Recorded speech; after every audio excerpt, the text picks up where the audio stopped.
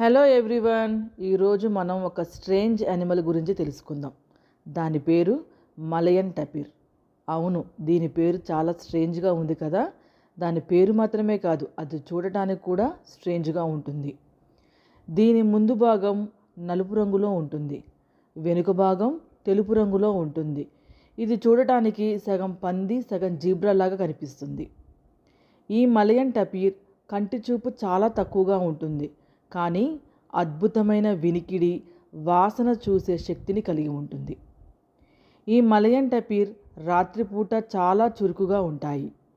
వాటికి కంటి చూపు తక్కువగా ఉండటం వలన ఆహారం కోసం వెతకటం, చీకటిలో వేటాడే జంతువుల నుండి తప్పించుకోవటం వాటికి కష్టం. ఈ మలయన్ టపీర్ ప్రత్యేకంగా శాకాహార జంతువు.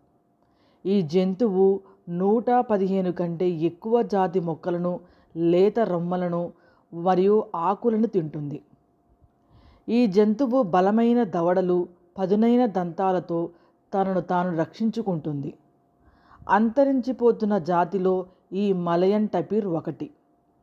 వీటి సంఖ్య ప్రపంచంలో 2000 మాత్రమే ఉన్నాయి. ఇది ఫ్రెండ్స్, స్ట్రేంజ్ యానిమల్ మలయన్ టపీర్ గురించి. నెక్స్ట్ వీడియోలో మనం మళ్ళీ కలుసుకుందాం. Thank you.